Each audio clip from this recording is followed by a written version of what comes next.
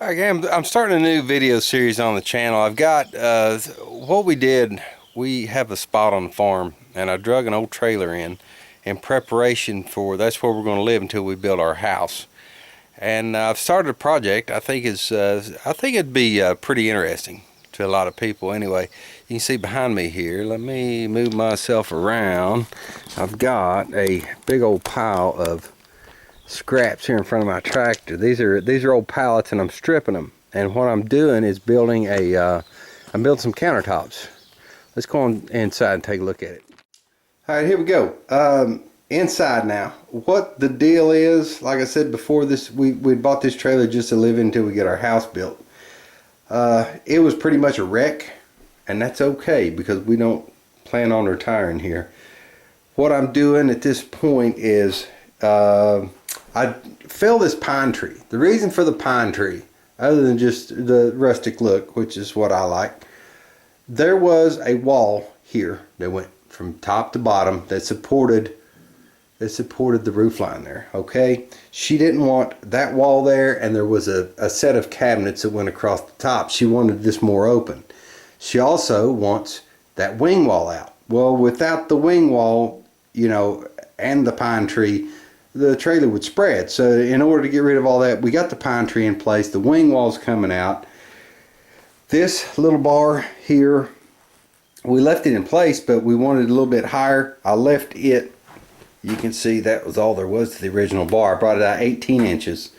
Okay, around here on the other side, it steps down, and there are going to be cabinets underneath. This is a line. I haven't cut this off. She wanted just to put a 45-degree angle on that. Cut that off because she thought it might be inconvenient to walk around catching your hip on it, so on and so forth. Probably a good idea on her part. So what we're going to do on top of this is this. I've been stripping those pallets, and I'm gluing the pallet boards on top of the 3/4 inch plywood, and I'm just pinning it off with a brad nail. I don't know if you can see that little bitty hole.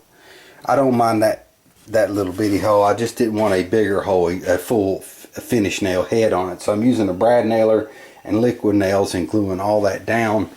And we have ordered the clear epoxy, the pour-on. What I've got to do before I can do that, all of these places like this, we want all that. We want all the cracks, but when that flows in there, it would leave a little divot, where the epoxy would flow down in there. What I got to do is mix up small batches, and I'm going to pour in all the cracks until it's full, and then the nail heads, so on and so forth. Another crack here. But we wanted all the character. We wanted it very, very rough. The sink was in here. We're going to clean it up. You can see it was a disaster.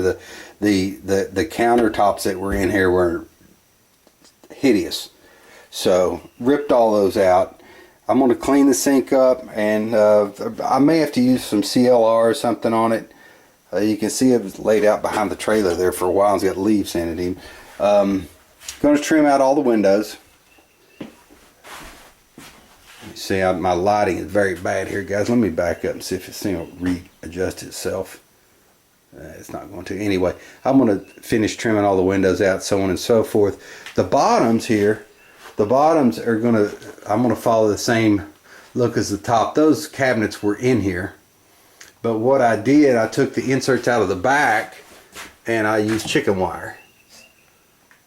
And that's what we're shooting for on the bottom. I don't think I'm going to have the chicken wire on the doors on the bottom. I don't want to see the food stored. I don't mind. Eventually there's going to be plates up here, plates and so on and so forth, which I don't have a problem seeing the plates, but things stored on the bottom with blenders and so on and so forth. I don't want to see that. So they're going to be probably solid panel on the bottom. Going to have, that's a decent place to store. Under here, the plumbing is pretty much in the way. It's not going to be much storage there. Probably maybe put a shelf, a divider shelf along the bottom there. Another, maybe I don't know, maybe just an 18-inch door here, a 2-foot door here. By the time we take the 45 off, the 2-foot door here. And what's in the back there is going to be things like that you don't use very often, a juicer or your bundt cake pans and things like that that's seldom used. I don't want to just totally make that dead space, so you have to open the door and kind of reach back in there. But yeah, that's the plan. That's the plan. This up here, I was trying to see if I could make a wood grain look, but that was a failed attempt. I'm gonna strip that and do like probably a hammered finish, that Rust-Oleum hammered finish. Anyway, I'm getting somebody's buzzing me there. I'm gonna cut the video off here. We'll pick it back up when we're installing more pallet wood and epoxy.